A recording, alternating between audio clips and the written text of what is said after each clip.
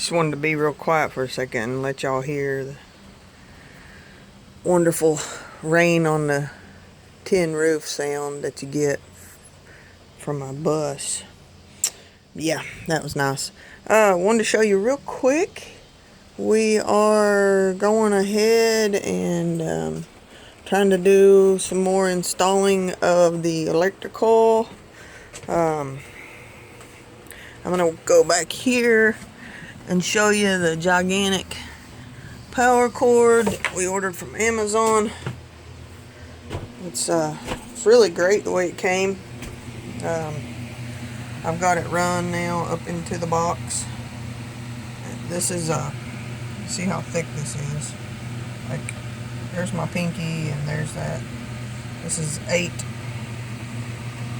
What's considered in SO portable power cables, this would be considered 8-4, because you got 2 conductors, red and black. You got your neutral and you got your ground. I'm going to go ahead and give this bus 220 volt service, if you will. It will only be 50 amps, not 100. This is a 100 amp box, but this is going to be 50 amps of power, and it's going to be 220 or 240 technically volts capability. Now that may or may not be used, but it's going to be there if it's ever needed. It can run fine on, it's how a lot of the 50 amp services are set up, is 240 volt. There's another word I'm trying to think of, so help me, I cannot think of it. I'll think of it later, I'll come back and tell you, but it's either 220 or 120, which some people call 110, which is actually 120 volts, or 220 volts, which is actually 240, but the common terms are 220 or 110. Anyways, what that does is gives you the capability to be able to run two pole power products. So if you ever wanted to put like a large, say, it's very unlikely that would happen, but if you were going to put like a large dryer in here or some large type of heater or something like that, you would have that capability. So if the bus gets parked and becomes a permanent home and you want to, add on, I could even picture this being parked out in the middle of the wilderness somewhere, and you build a little shed off to the side or back of it and put in an actual laundry facility, with a full washer and dryer. Then you could have that capability coming out of this box, because it's not going to have that many circuits in it. And ultimately you only draw 50 amps. That's the most you can draw out of these connections. But now if you did something permanent at a house, you could, actually install a 100 amp service. But for the way it is right now, it's going to be a 50 amp, 220 volt service. 120 will be primarily what is run. That's the cord for it. Drilled a big hole here. Man, that's very dark. It's raining. It's nice and dark outside. But anyways, I drilled a hole through various different floors and made it all the way out through the bottom, and then I sleeved it. And actually that's just a piece of PVC, like inch and a quarter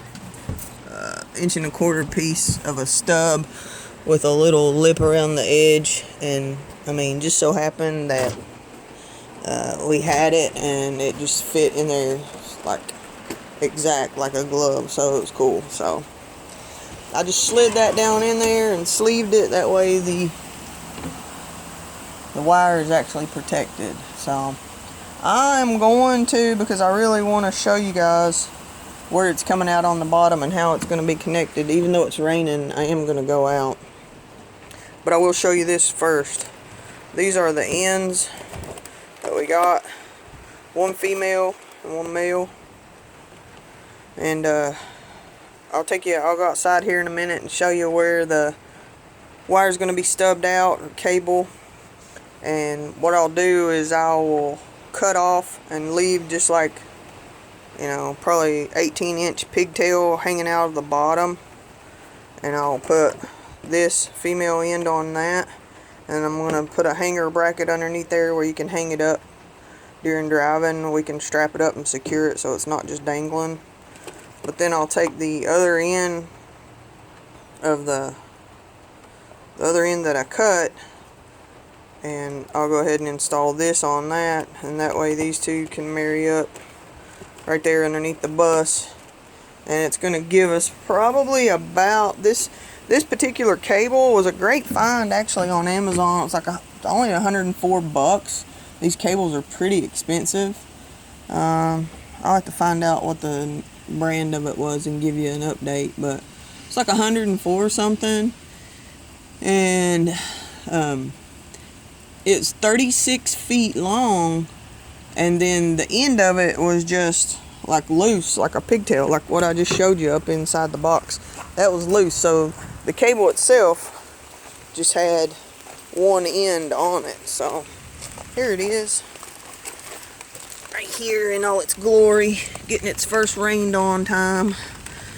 Wasn't really expecting when I came over here a couple hours ago and started working. It was nice and pretty and sunny outside. Now here it is raining, but raining and dripping. But yeah, this is it. It's like I say, it's going to be probably about 32, maybe 31 feet by the time I get the ends put on and all that. But still, I mean, it's a very decent size cord. I'll try to go up in here real quick and show you if I can. The rain's picking up, but I'm pretty stoked about this. Right there is where I sleeved it out, and then right here on this gusset I'll drill a hole and put a hanger bracket. But yeah, that's it. There's the male end that came on it. The other end came loose, just like it was, with no end connection on it. So don't look like I'm going to get it finished up right at the moment. Nice rain going on, but I don't care. My phone's waterproof. I can show y'all just for a second. Just wanted to show you that the power is happening. We'll get underneath the little canopy here. We got the air conditioner underneath the window, so that's pretty cool. If you're a really small person, it would have been a good canopy. Anyways, just a quick update on what's going on. We haven't been spending a lot of time over here. I had to switch to third shift, and it's really been taking a toll on me, trying to get my body adjusted to it. Don't really happen very easily, or at least it hasn't for me. I did it when I was in my 20s and it was fine, but now in my 40s it's really taking a toll on me. But we just took off and went to the beach this weekend. I said, you know, the ocean just always just kind of lifts my spirits and resets me, no matter what I may have going on. So we took off and went, and even just getting to go for a very short trip, it really helped.